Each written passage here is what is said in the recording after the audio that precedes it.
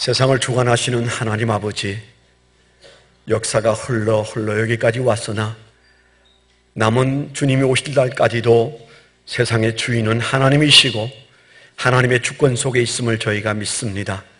더러 풍랑이 있고 예기치 못한 일들이 있을지라도 하나님, 이 나라를 불쌍히 여겨주셔서 여기까지 인도하셨으니 우리를 지켜주시고 하나님께서 주인 되시고 우리가 오직 하나님 한 분만 믿습니다. 하나님께서 우리의 염려와 근심과 그리고 고통을 아시고 하나님께서 저희를 붙들어 주시고 인도하여 주시옵소서. 오늘도 주여 저희가 주 앞에 나와서 예배드리는 이 시간, 하나님 이제 말씀하시옵소서. 우리가 마음의 문을 열고 주의 말씀을 듣겠습니다. 비록 불완전한 사람의 입술을 통하여 하시는 주의 말씀일지라도 하나님이 하시고자 하시는 말씀만 우리에게 전파되어지게 하여 주옵시고 선포되어지게 하여 주옵소서. 말씀을 듣는 중에 우리의 질병이 치료되게 하시고 말씀 중에 우리의 염려와 근심이 해결받게 하여 주옵소서. 예수 그리스도의 이름으로 감사하며 기도드렸습니다. 아멘. 네, 어느 때보다도 격려가 좀 필요한 때인데요, 좌우에 계신 분들에게 하나님은 오늘도 살아서 우리 가운데 역사하십니다. 한마디 하시죠. 네, 오늘은 특별히 안 한 쪽을 한 번 더 보고 그쪽 보고도 한 번 하겠습니다. 시작. 네, 세상이 수상하면 믿음은 좋아지게 돼 있어요. 오늘 뭐 특별히 더운 것 같지는 않은데 네, 제가 그런 생각을 했어요. 어제 저녁에 한 2만 명 모였다는데 서울광장에 모이기 위해서 가고 참석하고 돌아오는 그 시간이 한 4시간에서 5시간 걸리지 않겠습니까? 그리스도인들이 그 시간 정도 하나님 앞에 촛불을 밝히고 엎드려서 그 정도의 간절함으로 나라를 위해서 기도하면 나라가 뭐가 문제가 있을까? 우리는 수수방관하는 사람들은 아닌가? 촛불 집회도 안 가고 기도도 안 하고 뭐 하자는 얘기인지 잘 몰라요. 여기서 좀 답답한 마음도 있습니다. 그 최순실이라는 비선 실세가 오늘 한국에 들어왔답니다. 그래서 이제 아마 조사가 시작될 모양. 최순실이 누군지 모르는 분도 계시죠? 그런 분은 절대 암 안 걸립니다. 네. 네, 세상이 어떻게 돌아가건 뭐 그건 내 일이 아니다. 그렇게 생각하고 사시는 분은 글쎄 행복자인지는 몰라도 뭐 신가는 편할 거예요. 제 이메일에 어떤 목사님이 그런 유머를 올렸더라고요. 순실 설교 원고 수정 받아야 되는데 어디 갔는겨? 그렇게 써 있어요. 목사님들도 이제 관심이 많은 모양이에요. 좀 답답한 시간들을 보내는 저와 여러분들에게 웃어야 할 필요가 있어서 제가 웃기는 얘기 하나를 선물을 하고 설교를 하려고 합니다. 안 웃어도 웃어야 된다고 그랬죠. 목사가 하고 싶지 않은 유머를 할 때는 그 충정을 생각해서 그냥 웃으세요. 안녕하세요. 프랑스 교포 3세입니다. 저 한국에 온 지 몇 년 됐어요. 저 처음에 한국 왔을 때 한국은 간식도 너무 무서운 것 같았어요. 저 점심 먹고 왔더니 과장님이 입가심으로 계피 사탕 먹을래? 했어요. 저 한국 사람들 소피국 같은 거 먹는 거 알았지만 계피까지 사탕으로 만들어 먹을 줄은 몰랐어요. 저 드라큘라도 아니고 무슨 계피로 입가심 하냐고 싫다고 했더니 그럼 눈깔 사탕은 어때? 저 너무 놀라서 그거 누구 거냐고, 그 눈깔 누구 거냐고 했더니 과장이 씩 웃으면서 내가 사장 거 몰래 빼왔어 했어요. 저 기절했어요. 눈 떠보니 과장님이 저보면서 기력 많이 약해졌다며 문모신해야 한다고 내 집으로 가자고 했어요. 그래서 저도 너무 불안해서 무슨 보신이냐 했더니 과장님 제 어깨를 툭 치며 가서 우리 마누라 내장탕 먹자. 저 3일간 못 깨어났어요. 집에 가는 길에서 식당 간판 보고 또 놀랐어요. 할머니 빼다구 해장국. 미칠 뻔했어요. 근데 다른 간판 보고는 완전 돌아버렸어요. 할머니 산채 비빔밥. 잘 읽혀지지도 않네요. 할머니 산채 비빔밥. 네, 참 말도 안 되는 소리죠. 웃으려고 하는 얘기지만은 우리가 참 사는 인생이 참 말도 안 된다. 그런 일들이 굉장히 많습니다. 성경에도 말도 안 되는 일이 벌어져서 아주 고통받는 한 사람이 있습니다. 도마입니다. 도마가 어느 날 조용히 혼자 나가서 구멍가게에서 빵 하나 사 먹고 들어왔더니 그 사이에 예수님이 부활해서 다녀갔대요. 말이 안 되잖아요. 그렇게 처참하게 죽은 예수가 어떻게 살아났으며 어떻게 찾아왔는데 10사람에게 다 보여졌는지 그 말을 듣고 그 마음속에 우리로 말하면 시험이 딱 들었어. 난 믿을 수가 없어. 예수님이 살아났다는 것도 못 믿고 예수님이 다녀갔다는 것도 믿을 수 없고 나 그거 못 믿어. 안 믿어져. 그래서 10사람은 믿는데 한 사람은 안 믿는 그런 황당한 사건이 오늘 말씀에 소개됩니다. 믿어지지 않는 거, 세상에 뭐 안 믿어져도 별 문제 없는 것도 있지만은 요즘 우리가 일어나는 일들도 뭐 더러 안 믿어지는 일들이 벌어지고 있는데 그건 지나가는 일이니까 괜찮아요. 그런데 믿어야 되는데 반드시 믿어야 되는데 안 믿어지는 게 있습니다. 그게 신앙이에요. 오늘 제목은 믿어지지가 않습니까? 그런 제목입니다. 그거 어떻게 믿어, 그거? 하나님을 믿어? 예수 그리스도를 믿어? 나는 못 믿어. 그래서 예수 안 믿는 사람이 이 세상에 아마 우리 한국에는 90%가 될 겁니다. 교회 안 해도 나 교회는 나오지만은 솔직히 뭐가 뭔지 몰라. 나는 안 믿어져. 그런 분들이 굉장히 우리 교회도 많으세요. 제가 모르는 것 같으죠? 다 압니다. 늘 엎드려 기도하고 설교 준비하고 할 때 하나님, 오늘 예배에서는 그분의 마음속에 이 안 믿어지는 것들이 믿어지게 해주십시오. 어떤 때는 그런 기도하다가 울 때도 있습니다. 어떻게 목사가 시원찮아서 저렇게 수년 혹은 수십 년 안 믿어져서 힘들어 하는데 저걸 어떻게 못 고치나? 어떻게 저 문제를 해결하지 못할까? 믿고 싶은데 안 믿어지니까 수년 혹은 수십 년 꾸준히 오고 있을 거 아니에요.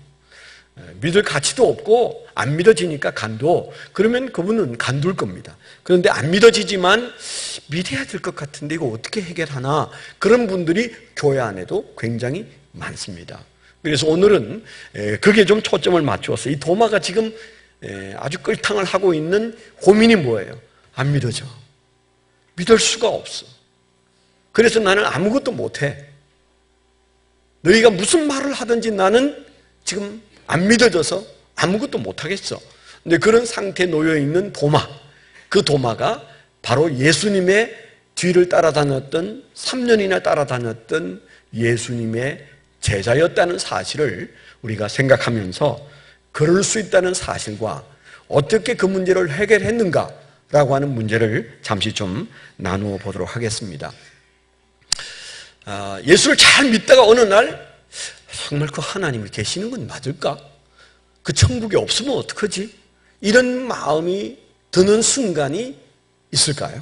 예수 잘 믿다가 교회 집사, 장로, 목사로 있다가 어느 순간에 그런데 그 하나님이 진짜 있을까? 천국, 지옥 정말 있을까? 그게 갑자기 믿어지지 않아서 힘들어지는 경우, 그걸 우리가 신학적으로는 하나님의 부재 현상이라 그렇게 말해. 하나님의 부재 현상. 예수님이 십자가에 못 박혀 돌아가실 때 어느 한 지점에 가서 예수님이 7마디를 하셨는데 그 중에 하나가 뭐예요? 엘리 엘리 라마 사박다니, 나의 하나님 어찌하여 나를 버리셨나이까? 하나님과 딱 끊겨버리는 그 마음속에 하나님의 부재가 일어나서 한 말이라고 우리가 그렇게 말하잖아요.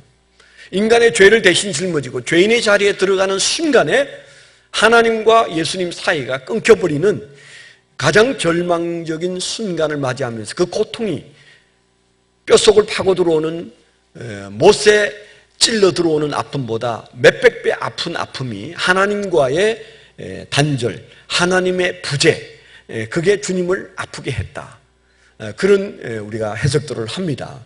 뭐 그렇게까지는 아니어도 예수 믿다가 어느 날 도대체 내가 믿는 게 이게 이렇게 믿는 게 맞는 걸까? 하나님은 정말 계실까? 근데 이런 의심이 들 수 있는 거죠. 아마 여러분들에게 그런 경험이 있었는지 몰라도 대체로 예수 믿는 사람들에게 몇 번은 그런 순간이 찾아온다고 그래요.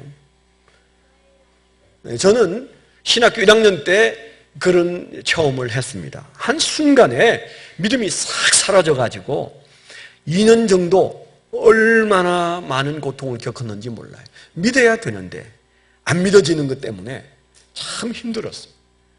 그래서 저는 그런 마음 상태에 있는 분들을 이해합니다.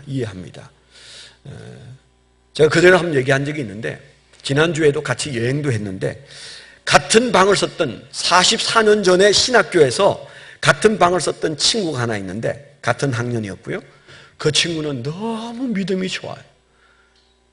안 믿어지는 게 하나도 없다고 저한테 얘기했어요. 너 성경 있는 내용이나 우리가 예수 믿는 데서 이런저런 얘기들이 있는데 안 믿어지는 거 몇 개 있지? 제가 그랬더니 눈이 동그래가지고 나는 안 믿어지는 게 하나도 없어. 안 믿어지는데 왜 신학교 와? 그래가지고 제가 수습하기가 어려웠어요. 늘 같이 자면서 이놈은 어떻게 안 믿어지는 게 하나도 없지? 나는 모두가 안 믿어지는데 이거 어떻게 하면 좋으냐? 그러면서 제가 끙끙거린 적이 있었어요. 지난주에 같이 베프티스트 이사회에 만나서 같이 여행도 했습니다.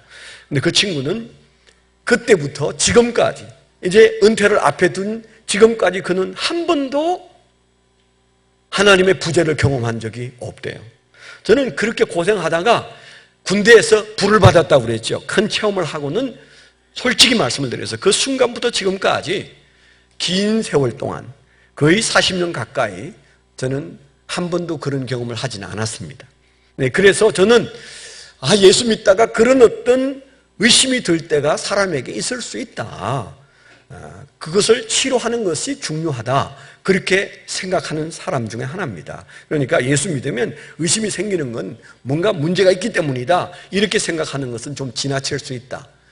여러분 들어서 아시지만은 테레사 수녀가 노벨 평화상을 받기 석 달 전에 그가 쓴 편지가 그 두툼한 책으로 나와서 제가 사서 읽었는데 그가 그 평화상을 받기 3주 전에, 석 달 전에, 죄송합니다. 석 달 전에 어떤 신부에게 상담을 한 편지가 있어요.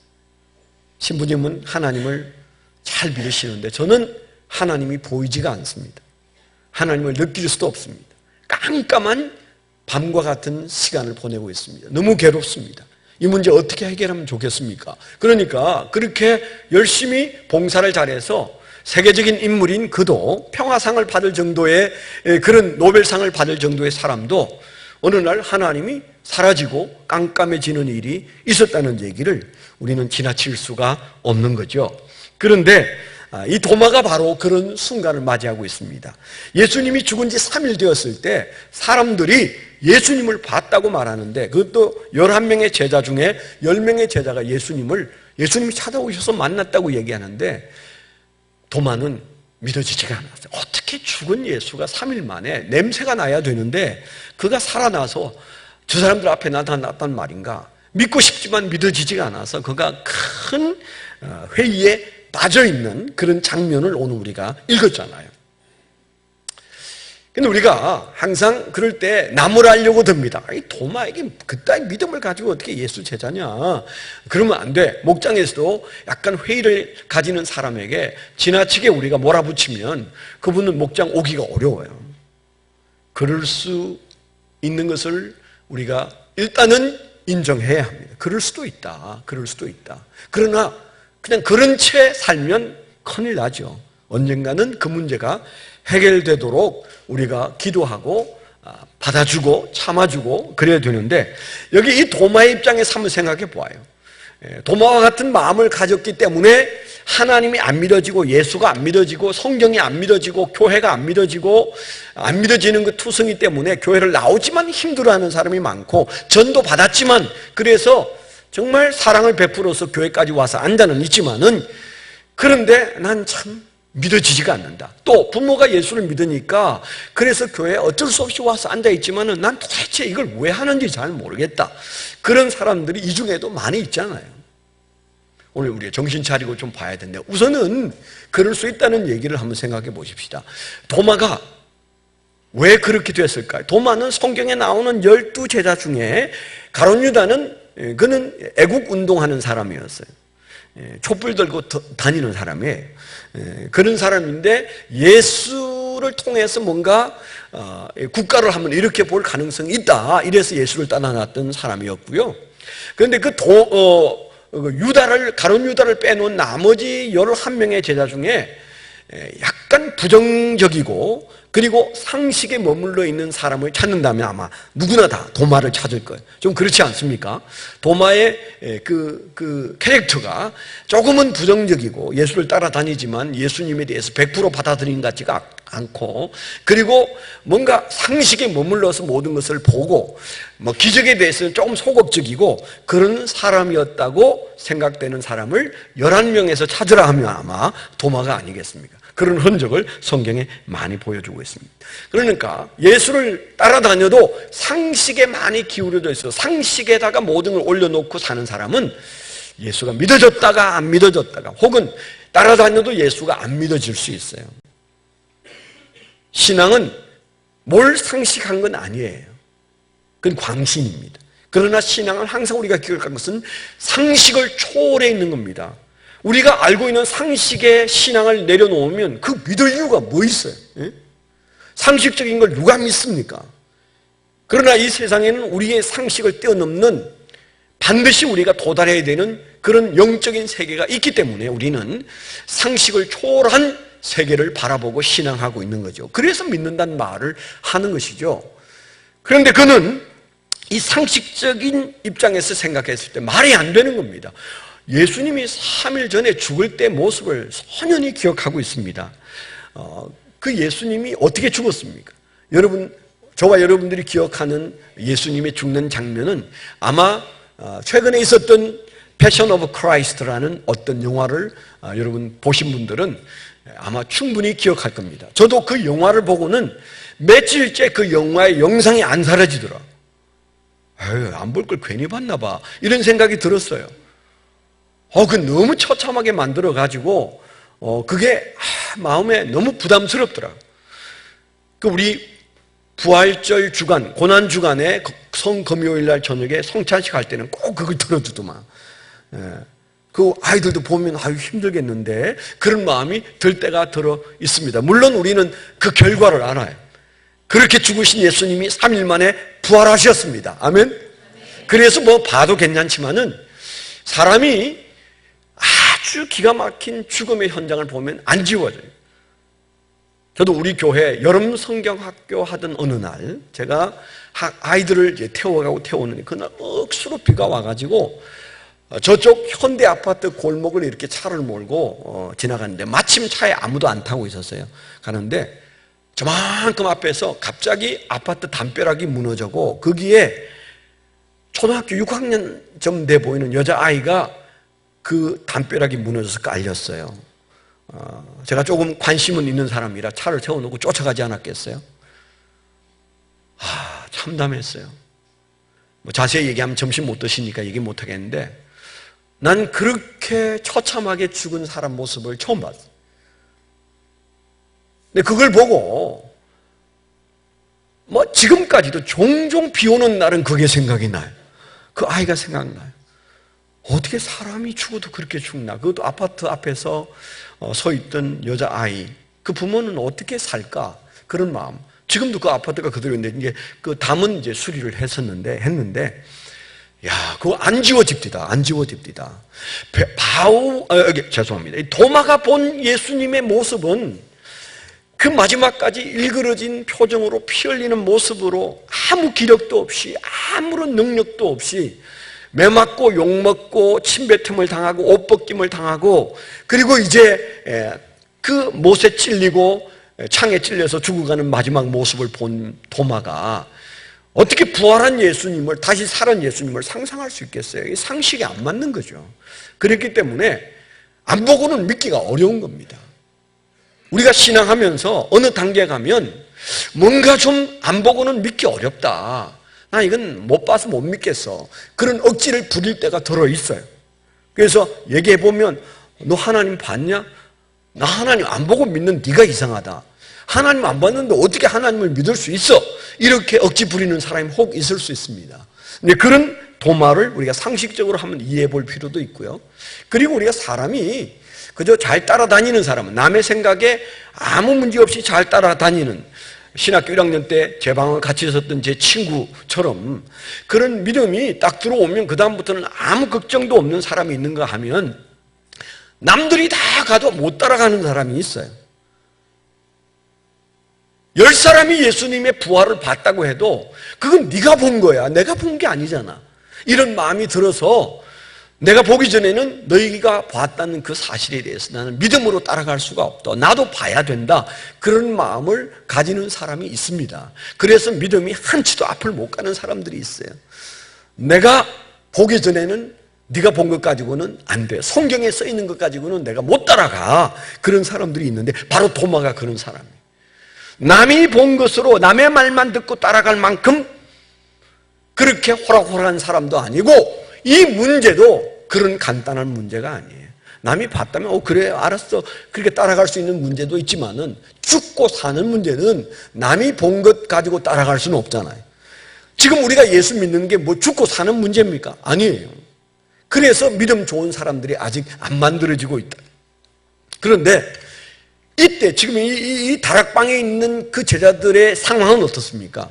예수가 자기들의 대장, 예수도 그렇게 능력 있는 분도 힘없이 끌려가 죽는데, 그런데 우리라고 안 죽겠냐, 예수를 따르면 우리가 죽을 수 있다, 이런 생각을 가지고 있는 그들이 부활한 예수를 믿고 좋아한다고 해서 나도 믿을게, 그럴 수 있는 간단한 문제가 아니라는 거죠. 이게 심각한 문제라는 거죠. 죽고 사는 문제라는 거죠. 우리 교회 지금 이 공간 안에도 여러분의 신앙이 죽고 사는 문제로 다가오면 배반할 사람 많아요. 그거 신앙 아닙니다. 물론 우리가 정신없이 배반의 자리에 설진 몰라도 우리가 예수를 주인으로 모시면 배반 못해요. 그러니까 우리가 예수 믿기로 결단하는 것은 이게 죽고 사는 문제라니까요. 아멘? 죽고 사는 문제예요. 여러분 찬송 많이 부르잖아요. 주여 나의 생명 주께 다 드립니다. 성경에 찬송가에 나오는 수많은 찬송이 다 목숨을 내고 예수 믿겠다는 고백들이에요. 아까 우리가 부른 찬송도 은혜가 됐잖아요. 예수님 때문에, 예수 때문에 계속 우리가 부르면서 은혜가 크게 됩니다. 예수 때문에 많이 변한 것도 사실이고 좋아진 것도 사실이지만, 예수 때문에 내 인생의 기본이 바뀌었어요. 예수 때문에 죽어야 한다면 죽어야 할 사람들이 여기에 있는 겁니다. 아멘? 예수님 때문에 지금 죽을 일이 없지만 그래서 예수 믿는 것 아니에요. 역사 속에 예수 때문에 죽음의 자리에 나간 사람이 얼마나 많고, 시대에 따라서 그럴 일이 언제 올지 몰라요. 이 땅에서도, 우리가 이렇게 예수 믿는 이 땅에서도 외놈들에게 예수 믿다가 불태워 죽임을 당하고 매맞아 죽은 사람이 수두룩하고, 공산당들에게 6.25 때 예수 믿는다는 이유로 죽임을 당한 사람이 너무너무 많아서, 특별히 북한 땅에 이남으로 내려오지 못한 믿음의 사람들이 교회 지키다가 다 죽었습니다. 다 죽었습니다. 그래서 하나님이 이 대한민국 좁은 땅 반덩어리를 딱 잘라서 하나님의 살아계심을 우리에게, 북한에게, 세상에게 보여주시고 있는 중이에요. 그래서 대통령이 이상한 짓 해도 나라 망하지 않습니다. 아멘? 안 망하지, 안 망하지. 무슨 대통령이 그랬다고 나라가 망해요? 좀 어려워질 수는 있어요. 기분 나쁠 수는 있어요. 무슨 놈의 나라가 이권이냐? 그래서 이민 가고 싶은 마음도 생길 수 있어요. 이민 가면 안 됩니다. 이 나라는 대통령이 살리는 것도 아니고, 대통령이 살릴 수 있는 것도 아니고, 대통령이 이 나라를 망하게 할 수도 없어요. 왜냐하면 하나님이 일으키신 나라입니다. 남과 북을 딱 놓고 보세요. 도대체 이 땅이 왜 이렇게 살고 있나? 이 축복은 도대체 어디로부터 온 건가? 이 땅에 예수 때문에 목숨 바친 이들과 예수 때문에 거들난 사람들이 너무 많았기 때문에 세계 역사 속에 주를 위해서 죽은 나라와 주를 위해서 죽은 사람의 가문을 하나님께서 그저 지나친 적이 절대 없습니다. 언제까지 갈렸는지 몰라도 현재 우리가 누리는 축복들은 하나님으로부터 왔습니다. 아멘.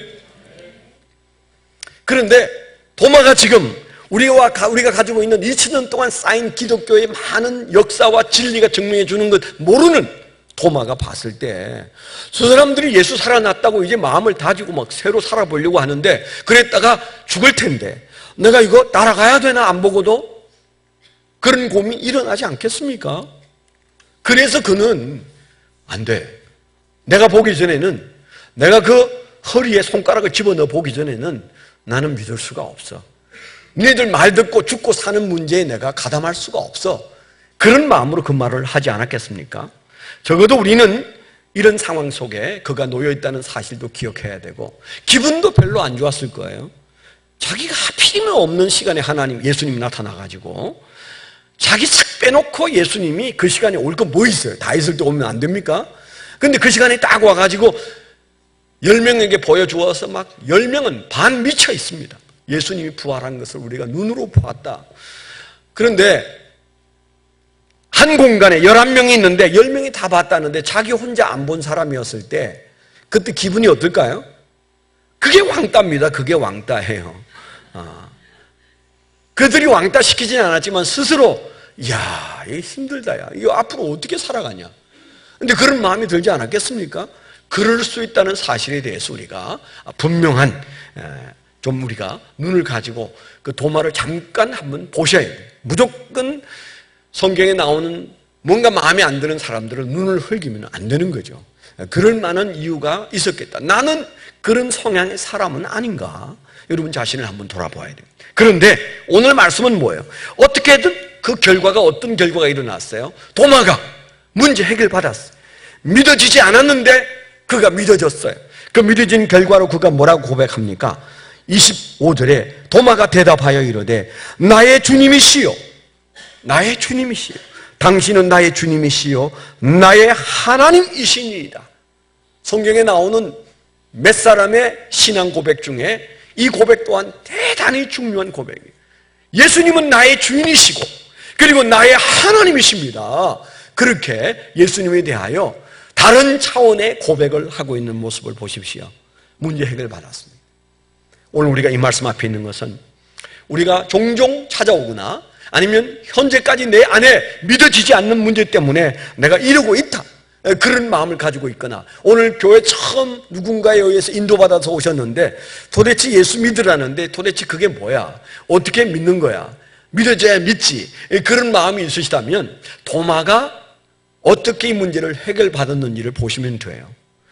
도마에게서 우리가 어떻게 내가 이 믿음의 문제를 해결받을 수 있겠는가? 또 내 사랑하는 이웃에게 믿음의 문제가 생겼을 때, 또 내 자식에게 믿음의 문제가 생겨 있을 때 그 문제를 어떻게 도와줄 수 있겠는가를 우리가 한번 생각하는 시간을 가져야 되는데 네 가지로 말씀을 드릴게요. 네 가지로. 첫째는 도마는 자기의 지금 믿음 상태에 대하여 숨기지 않았다는 사실을 기억하셔야 돼요. 여러분 이단들은요 회의 스킨 말을 하면 땅에 묻힙니다. 이단에게는 회의가 없어요. 들어보셨어요?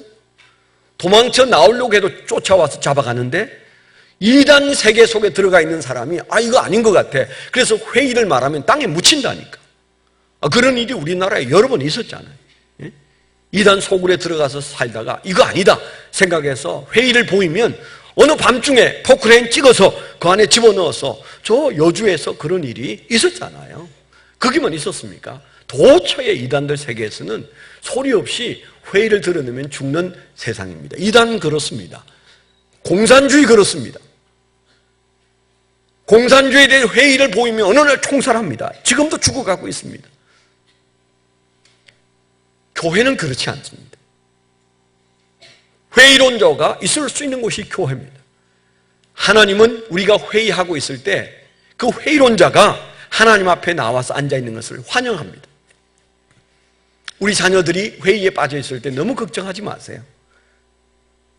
그 문제를 털어막아서 말 못하게 하거나 종교인이 되어서 자기 마음을 숨기고 사는 것이 문제지, 그 마음을 드러내는 것은 문제 해결을 위해서 1단계예요. 도마가 숨기지 않았어요. 당신들이 다 봤다지만 나는 못 봤고, 당신들은 믿지만 나는 믿어지지가 않고, 당신들은 기쁜데 나는 우울하고, 내 이 문제 어떻게 해결하면 좋겠냐. 지금 생각 같아서는 예수님의 옆구리에 내 손가락을 집어넣어 보기 전에는 내가 믿을 것 같지가 않아. 내 이 힘든 마음을 당신들이 기도해 주시오. 어쩌면 그렇게 얘기하지 않았겠습니까? 숨기지 않는 것.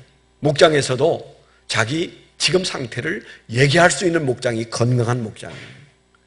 목자, 목녀 눈치 보고 마음속에 있는 회의를 말하지 않으면 그 목장에서 그 사람이 살아남기도 어렵고 신앙은 해결이 안 됩니다. 그 안에서 해결받아야 돼요. 그 안에서 말하면 목자가 힘들어하고 목녀가 힘들어하겠지만은, 그러나 그들이 기도하고 이웃이 기도해서 이 문제 해결받길 원한다면 해야 돼요. 우리 교회도 예수 믿는 데 있어서 처음부터 예수 영접도 하고 막 이렇게 훈련도 하기 때문에 중간에 회의가 될 때 그걸 말하기 좀 어려운 교회 중에 하나예요. 우리 교회가 이제 제자 훈련을 오래 하는데, 제자 훈련 하다 보면 별 사람이 다 있어요. 다 믿음 좋아질까요? 아니에요. 어떤 사람은 그냥 잘했어요. 그런데 통 그 속을 알 수가 없더라고. 그런데 제자 훈련을 마치고 이사를 했는데 교회를 안 나와. 알고 보니까 교회 그만 다니다는 얘기를 했다고 그러고, 그리고는 나중에 한참 있다 들으니까 산으로 들러 다닌대. 산에 뭐가 있어요? 절간이 있어. 절간에도 가보고 여기저기 기웃기웃하면서 신앙 없이 살고 있다는 얘기를 들은 적이 있어요. 어떻게 사는지 잘 모르겠습니다. 제자훈련 수료식도 했는데, 예? 그럴 수 있다는 사실 앞에, 아니 목사님들 중에 예수 안 믿는 사람도 있다는데 있을 수 있습니다. 그 사람은 자기가 이렇게 믿으면 맞는 건가, 이게 뭐가 문제가 없나, 그걸 드러냈어야 돼요. 어떤 분 한 분은 이런 분이 계세요. 공부가 맞춰갈 무렵쯤에 3분의 2점 갔을 때 다 있는 데서, 목사님 그런데요, 나 하나도 안 믿어져요. 뭐가 뭔지 모르겠어요. 이래가지고 제가 기절할 줄 알아요. 솔직히 말 안 하는 게 편하긴 해요. 말을 하니까 이거 어떻게 수습해야 되나, 그거 어디부터 시작해야 되나, 맨 처음부터 해야 되나, 마음이 복잡했어요. 나중에 얘기 좀 합시다. 그래가지고 둘이 앉았을 때 뭐가 그렇게 안 믿어지나 그러니 모르겠대. 다 하나도 안 믿어집니다. 제가 그런 경험이 있었다고 그랬잖아요. 그래서 그래요? 지금 현재 뭐가 문제예요? 그랬더니 믿고 싶은데 안 믿어진대. 그럼 내가 말하는 대로 따라 해볼래요? 그랬더니 좋다고 해보겠다고. 그래서 제가 그분에게 처방을 내렸어요. 당신 그러면 집에서 하지 말고 오살리 금식기도원에 가서 3일 동안 금식하면서 하루에 3시간 이상 기도굴에 들어가서 기도하고, 그리고 힘들어도 그 오살리 금식기도원에서 집회가 오전, 오후, 저녁 하는데 집회 다 참석하시오. 그 다음에 얘기합시다. 제가 그랬거든요. 근데 이분이 보따리 싸가지고 갔어요. 애들도 어린데도 갔어. 이틀째 전화가 왔어요. 목사님! 전화가 왔어요. 울면서 전화가 왔어요. 하나님 만났어요. 어떻게 만났어요? 신기하잖아요.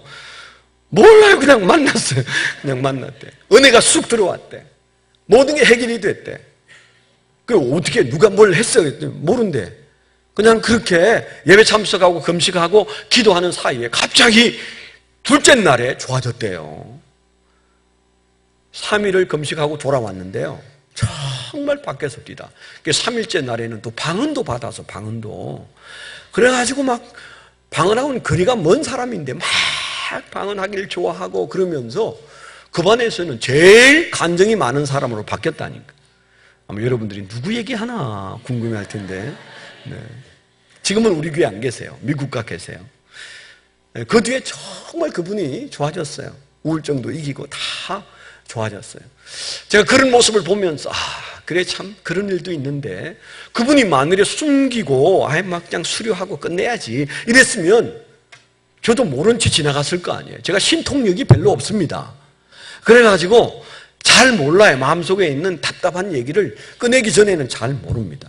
다행히 꺼냈길래 제가 너무 놀라고 저도 힘들고 그래서 이제 그냥 문득 한 말인데 그 금식하라고 그랬더니 그분이 그걸 하는 사이에 하나님의 은혜를 주셔서 그 큰 은혜를 받은 거죠. 숨기지 않았다는 이 사실을 기억하세요.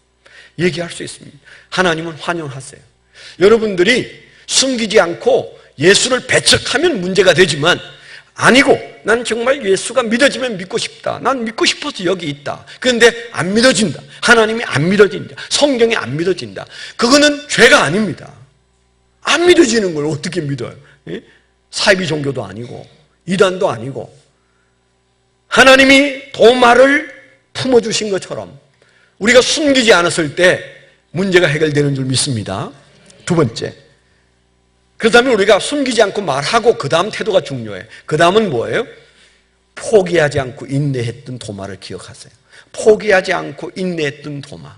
정말 나는 그 영적 세계를 알고 싶다. 하나님이 계시다면 어떻게 계신지, 성경이 왜 진리인지, 저들이 말하는 그 모든 감정들이 사실인지 정말 나는 알고 싶은데 깜깜하고 막막하다. 여러분 그렇게 생각된다면 그 다음 과정에 여러분들이 숨기지 않는 것과 함께 뭐예요? 인내의 과정을 거쳐야 해요. 인내가 길면 길수록 하나님은 우리를 더 위대하게 들어쓰실 수 있어요. 확신이 크면 클수록 하나님 앞에 더 헌신하는 거 아시죠?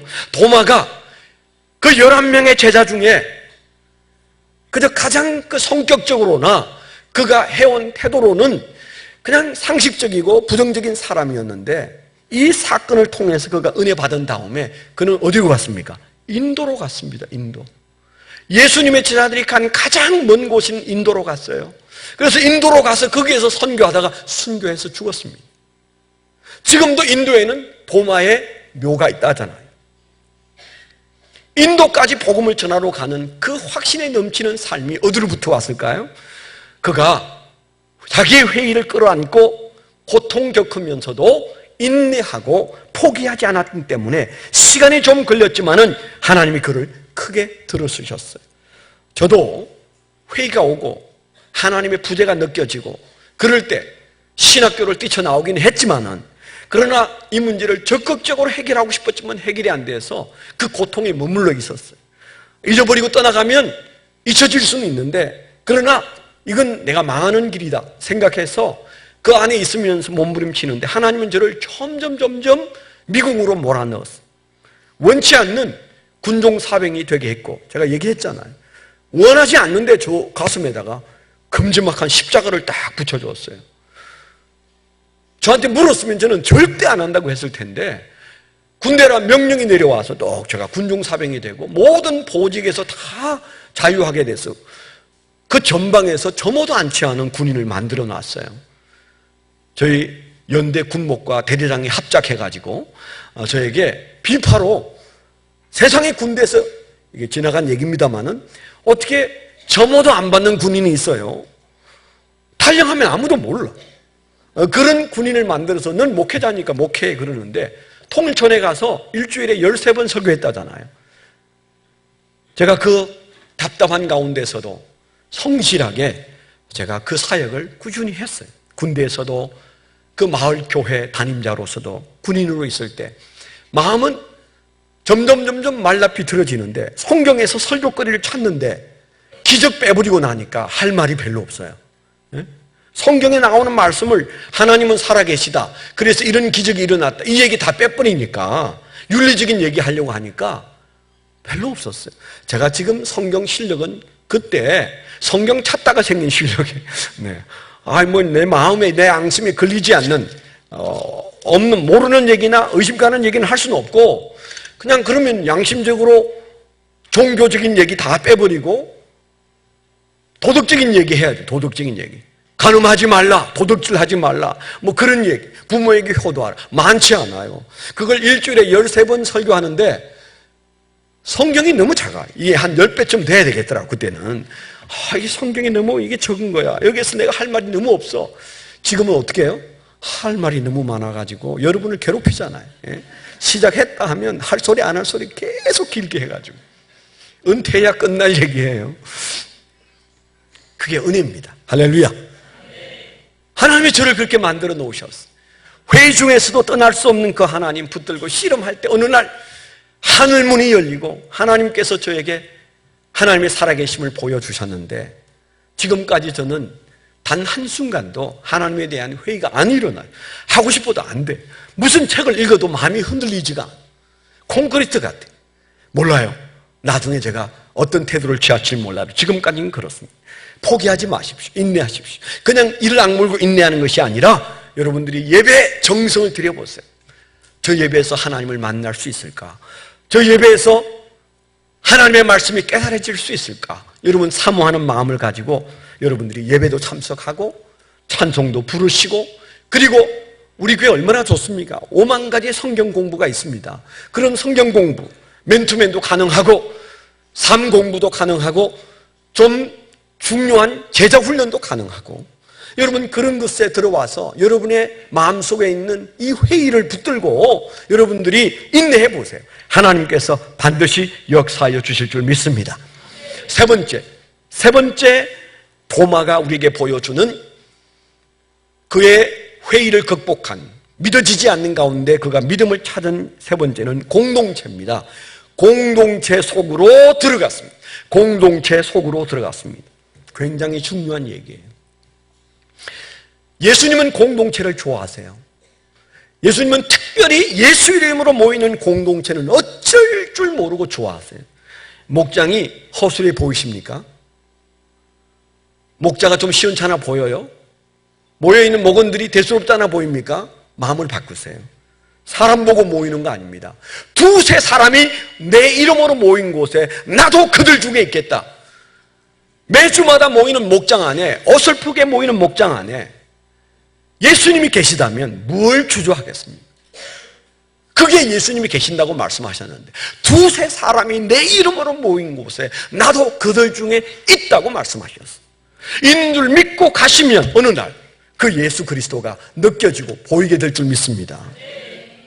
그런 공동체 속으로 들어갔어요. 도마는 공동체 속에 있기 전 그가 처음 심각한 신앙의 해이가 일어나서 그가 머리를 흔들게 된 이유가 뭐예요? 도마가 공동체를 소홀히 여겼어요. 위기 상황이라 제자들이 똘똘 뭉쳐서 지금 현재 문을 잠그고 그들이 숨어 있는데 도마가 무슨 이유인지 그게 없습니다. 모르긴 몰라도 그가 에이 여기 있어봐야 희망이 없어. 예수도 죽었는데 왜 저러고 있어? 살 길 찾아야지. 어디 뭐 아르바이트 할 데 없나? 그래서 아마 돌아다녔을 거예요. 못 찾고 배가 고파서 구멍가게에서 빵 하나 여럿이 같이 먹으면 여러 개 사야 되니까 하나 사가지고 혼자 맛있게 그거 먹고 있는 사이에 예수님이 열제자가 있는 곳에 오셨어요. 아멘? 아멘 안 해도 돼요. 제가 볼 때는 그래요. 제가 약간 그런 사람이라 그렇게 보여요. 그러면 그렇지. 예수님이 도마가 없을 때 오시는 게 맞아. 그가 지금 빵 먹고 있는 구멍가게에 서 있을 때 예수님이 10명에게 나타나셔서 그 기가 막힌 장면. 세상에 그런 장면이 어디 있어요? 부활하신 예수님이 변화된 모습으로 문을 잠근 그 집안에 나타나셔서 얘들아 너에게 평안이 있기를 원한다. 그리고 너희가 성령을 받아라. 아버지가 나를 보내신 것처럼 나도 너희를 보낸다. 그렇게 말씀하시면서 그들을 위로하고 가셨잖아요. 첫 번 오셨을 때. 그게 누가 쏙 빠졌어요? 도마가 빠졌어요. 성질 날만도 하지. 근데 문제는 뭐예요? 우리가 짐작하는 문제는 그가 틀림없이 예수님이 그 때를 맞춰서 오신 것은 도마가 공동체를 소홀히 여긴 때문이 아니었나. 여기에 대해서 좀 의문이 있는 겁니다. 내가 빠져있는 그 예배에서 하나님이 내게 하실 말씀을 하실 수 있다는 사실을 생각하면 예배가 궁금해서 여러분 주일날 어길 수가 없어요. 수만 개의 교회가 있지만은 내가 가서 은혜 받아야 할 그 자리에 앉아서 내가 말씀을 들어야 되는데 내가 왜 여기에 있지? 이 마음 들어야 돼. 제가 공부를 못하다가 어느 날 공부를 조금 하게 되니까 아파도 학교를 가고 싶어요. 그전에는 조금만 아파도 핑계를 더 대가지고 과장을 해가지고 나 아파 죽을 것 같아. 학교 못 갈 것 같아. 그래가지고 학교를 안 가던 아이가 공부가 조금 되니까 몸이 아파서 죽을 지경인데 학교를 가더라니까. 왜 갈까요? 내가 없는 사이에 결정적인 공부의 비밀을 선생님이 다른 놈들한테 말할까 봐 그게 걱정이 돼가지고 안 되겠더라고. 안 되겠. 뭐 돈이 있어서 과외를 해요, 뭐 해요. 오직 선생님에게 듣는 게 전부인데 내가 아파서 안 가는 날 진도가 나가서 뭔가 내가 모르는 비밀이 있으면 큰일이다, 이런 생각이 들어서 아파도 일단 갔다 와서 알아도 학교를 가고 싶더라고. 이게 공부 좀 하는 아이들의 특징인 것처럼 여러분, 우리가 신앙에 있어서 우리가 꼭 기억해야 되는 이 세 번째는 공동체 속에 머물러 있는가를 물어요. 여러분, 사람이 항상 믿음이 뜨거울 수 없어요. 내 믿음이 식을 때는 믿음 좋은 사람들 속에서 좀 겹불을 쬐야 돼요. 그분들의 뜨거움이 내한테 파고 들어와야 돼요. 그래서 목장이 늘 끓고 있을 때 우리가 그 안에서 어떤 때는 힘도 보태지만 어떤 때는 힘을 받기도 해요.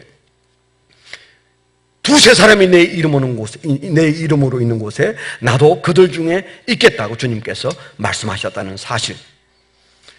오늘 우리가 이 말씀 앞에서 여러분 마음속에 공동체를 사랑하고 있는가? 예수님처럼 사랑하고 있는가? 내가 나가야 하는 목장을 내가 열심히 나가고 있는가? 사람 보지 마세요. 예수님 보고 가세요. 그게 안 된다면 여러분 옆에 바로 방석 하나 놓으세요. 두세 사람이 있는 곳에 예수님이 함께 있겠다고 했는데 예수님 제 옆에 앉아 계세요. 제가 지금 믿음이 없으니까 예수님이 옆에 계십시오. 그렇게 여러분 방석 놓아보세요. 아마 한 달이 가기 전에 가슴에서 눈물이 쏟아져 나오고 삶이 달라지는 축복을 누리게 될 줄 믿습니다. 마지막 네 번째는요, 확신입니다. 확신. 우리가 확신을 가져야 돼요. 도마에게 그런 확신이 있었는지 모르지만 우리가 이 결과를 보고 우리가 교훈받아야 할 네 번째가 있는데 그게 확신이에요. 내가 주님을 찾아가려고 애를 쓰고 이 회의 앞에 이 믿어지지 않는 것 때문에 힘들어하고 있는 동안 하나님이 팔짱 끼고 구경하실까요? 아니에요. 그때가 오기를 하나님도 기다리시고 예수님도 기다리시다가 우리가 더는 갈 수 없을 때 찾아오시는 분이세요. 도마가 힘들어하면서 괴로운 시간을 보내다가 그 다음 8일째 만에 제자들이 모인다는 소식을 듣고 도마가 회의 중에도 그들 속에 그 공동체 속으로 들어가서 그가 함께 있을 때 그때 예수님이 찾아오셨어요. 두 번째 예수님이 부활하고 나타나신 현장이에요. 그리고 바로 하신 말씀이 뭐예요? 도마야, 너 손가락으로 못자국 만져봐. 그리고 믿어라. 그렇게 말씀하셨잖아요. 27절에 도마에게 이르시되 내 손가락을 이리 내밀어 내 손을 보고 내 손을 내밀어 내 옆구리에 넣어보라. 그리하여 믿음 없는 자가 되지 말고 믿는 자가 되라. 그렇게 말씀해요. 굉장한 말씀하셔요. 무슨 말씀이에요? 우리가 찾아가다가 지치고 더 이상 못 가면 하나님이 찾아오신다는 사실이에요. 왜 그렇습니까? 하나님은 네가 와도 좋고 안 와도 좋아, 그런 말씀이 아니에요. 하나님은 네가 못 오면 내가 간다. 아멘? 네가 안 되면 내가 한다. 그것이 하나님 마음이세요. 하나님은 우리가 예수 믿어도 좋고 안 믿어도 좋고 그런 분이 아니세요. 우리가 내 사랑하는 이웃이 나를 예수 믿게 하려고 애쓰는 것보다 1000배, 10,000배 예수님은 우리가 예수 믿기를 원하세요. 그래서 여러분들이 믿어지지 않지만 믿어보려고 했을 때 주님은 반드시 찾아오시고 만나주시는 분이신 줄 믿습니다. 예수님께서 찾아오신다는 사실을 우리가 확신으로 붙들고 살아요. 그래야 우리가 이 심각한 문제를 극복하고 그리고 누군가 회의하는 사람들을 일으켜 세워줄 수가 있는 것이죠. 그러나 오늘 말씀에 뭐라고 그랬어요? 주님이 찾아올 때까지 그렇게 그저 일상의 삶을 살고 노력하지 않는 너, 그것보다 보지 않고 믿는 자가 복되다 그랬어요. 우리가 예수님을 체험적으로 만나지 못했지만은 말씀을 믿고 설교를 듣고 믿음으로 우리가 하나님을 바라보고 찬송하고 나아가는 자, 복 있는 자라고 그랬어요. 하늘에 복이 쌓여 있을 것입니다. 베드로도 베드로 전후서에 뭐라고 그랬어요? 나는 예수를 보고 예수님의 변화된 모습도 보고 예수를 믿는데 당신들은 예수를 본 적도 없는 사람들이 예수를 이렇게 기쁘게 믿다니 정말 놀랍구나. 그렇게 말했어요. 베드로 사도 당시에도 예수 못 본 사람들이 허다했는데 그들이 예수를 잘 믿었다고 했잖아요. 그것은 복이라고 말하잖아요. 예수님도 나를 보지 않고도 믿는 자는 복되다. 하늘에 하나님의 축복이 기다리고 있는 줄 믿습니다. 우리 신앙은 그렇게 극복되어지고 그렇게 만들어지고, 특히나 한국 사회에 하나님의 큰 외적인 축복은, 기적은 많이 지나갔어요. 이제는 우리가 간증을 통해서도 예수를 믿을 수 있도록 되었기 때문에 내게 그렇게 아주 번쩍하는 그런 어떤 기적이, 바울이 겪은 기적이 안 일어나도, 도마가 겪은 기적이 안 일어나도 우리가 주님을 믿고자 하는 마음으로 기다리면 어떤 모양으로든 예수님을 만나게 될 줄 믿습니다. 바티칸 성당에, 시스틴 성당에 가보면 천장에 미켈란젤로의 아담 창조, 아담의 창조라는 그림이 이렇게 있어요. 저도 가서 봤는데 그 천장의 그림을 벽에다가 이렇게 미켈란젤로가 그리는데 허구한 날 목을 지켜들고 그걸 그려야 되니까 얼마나 힘들겠어요. 그것도 하루 이틀이 아니고 긴 세월 동안 그가 그 성당에다가 그림을 그리는데 이분이 영적으로 다운이 됐나 봐요. 자기가 화가를 한 사실이 안 믿어지더라고요. 그래서 그가 쓴 글에 나는 화가가 아니다. 그때 그렇게 썼어요. 그러니까 일이 돼버렸어요. 일이 돼버려요. 교회 일도 여러분들이 하다 보면 어느 날 재미도 사라지고 일이 돼버릴 수가 있잖아요. 그가 그 그림을 그리다가 나는 화가도 아니고 아무것도 아니야. 그냥 붓질하는 일꾼이야. 그런 마음이 들어서 낙심하고 있던 어느 날 그가 마음속에 벌렁 누워있다가 마음이 힘든데 찬송을 좀 해볼까? 그가 누워서 천장에 그리던 그림을 바라보고 그가 누워서 찬송을 부르기 시작했어요. 한참 찬송을 부르는데 마음에 감동이 일어났어요. 눈물이 나고 감동이 일어났어요. 눈을 번쩍 떠서 자기가 그린 그림을 딱 쳐다보는데 그 그림이 살아서 움직이는 겁니다. 하나님의 손이 아담에게 뻗어지니까 생기가 흘러 들어가서 아담이 화사한 얼굴로 변하더니 그 아담이 자기를 또 웃으면서 바라보는, 자기가 그린 그림인데 하나님이 살아서 역사하시고 아담이 꿈틀거리는 그림을 본 겁니다. 너무 감격하고 놀라서 그가 한 말, 아, 하나님 거기 계셨군요. 아, 하나님 거기 계셨군요. 당신은 살아계신 나의 주님이십니다. 그가 그렇게 고백하고 힘을 얻었다는 겁니다. 하나님은 오늘도 살아서 우리 가운데 역사하십니다.